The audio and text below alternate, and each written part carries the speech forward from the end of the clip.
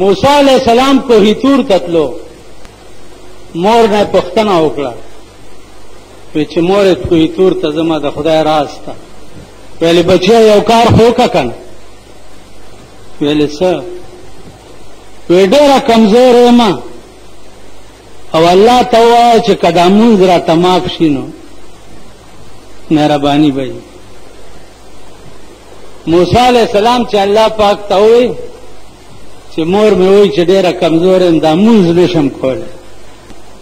الله پاک ورته ورته وایي چې مه کوه کور ته راغی مورې خدای پاک وایي چې مونځ مه کوه څه ورځې پس بیا کوهي تور تتلو وی بچیا یو کار بل کا وی څه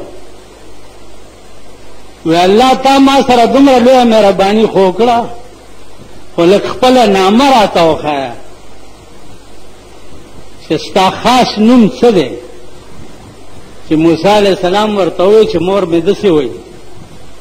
وی مور ته دې ووایه چې د هغه نوم دی بې پروا دا بے پروا ټکی قرآن کې راغلی که نه قل هو الله احد ورپسې قل ووایه پیغمبره الله احد الله یو دی خو یووالي سره دام ورته ووایه چې الله الصمد الله بے پروا دی ته چا پروا نه لري نو مور ته دی ووایه چې د هغه نوم دی بې پروا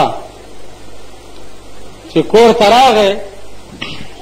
او مور ته ویلې چې د هغه نوم دی بې پروا مور یې یو وایي نارې کو د کټه یې ځان وغورځولو ویلې بچیه په خدای قسم که زه لمونځ قضا کړم ویلې ولې ویل چې د هغه نوم بې پروا دی نو که قیامت کې مې دوزخ ته روانه کړي نو زه به یې څه وکړم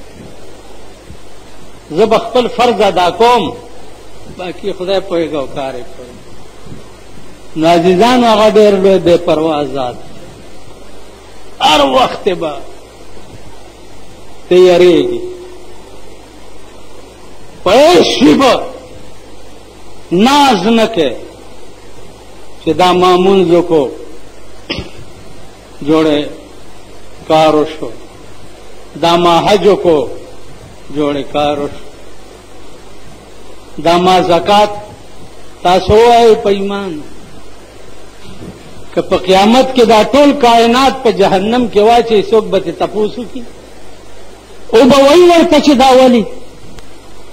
او که دا ټول کائنات راوچت کړي او په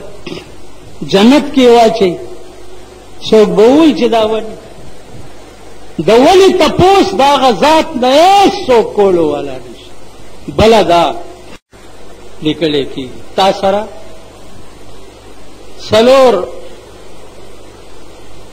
کسان مقرر هر انسان سره چې هغې ته کرام کاتبین وایي دوه په یو اوږه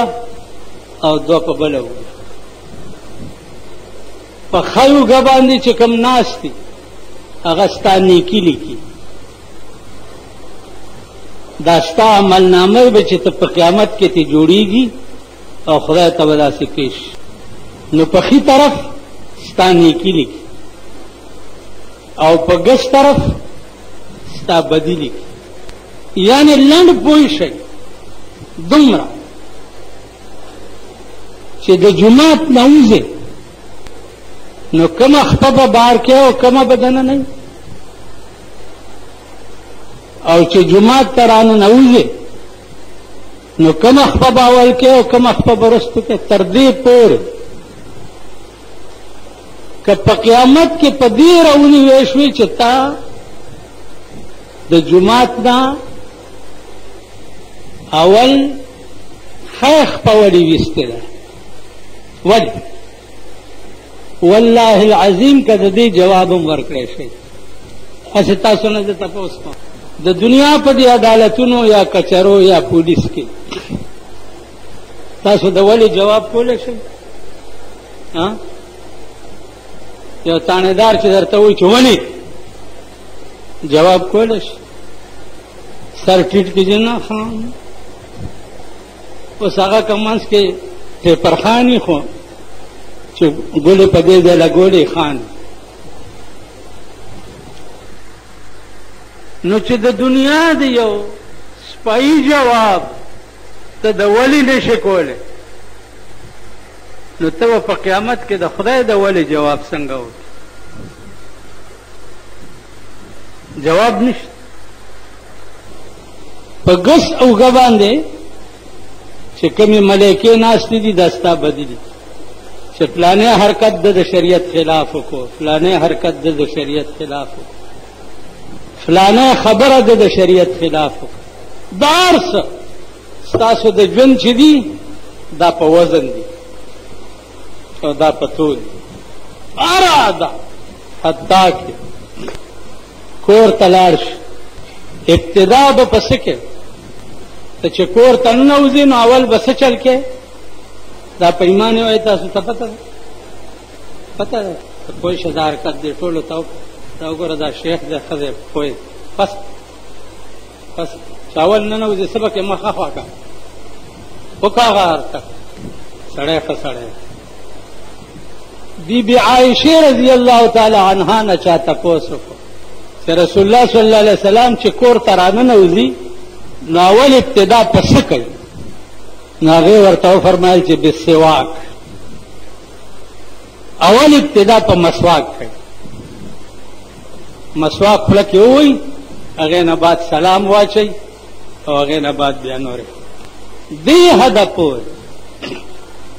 چې بیا د کوره راوځي نو څنګه به راوځي خو عزیزانو عرض واورئ ما چې تاسو ته وایي چې دنیا او مزرعة الاخره دنیا د آخرت د کروندې ځای دی اوس ګوره غنم دی وکره سره به ورکې اوبه به ورکې لو به کې غوبل به کې کریشر به ورته راغواړي هغې نه بعد به بیا صفا کې بیا به ماشین ته وړي نو هغې نه پس به وړه کې بیا به راوړي بیا به دې ښځه هغږي بیا به ورته طبخې ږدي بیا به هغې نه پس به بیا خورې که نه خورې دا نه چې تا غنم وکرل او بس وشو او دې خوړی څومره لویه معامله ده ورسره دغسې هر شي سره نو عزیزانو په دې باندې غاوره نه شئ چې بس ما لا اله الا الله محمد رسول الله وې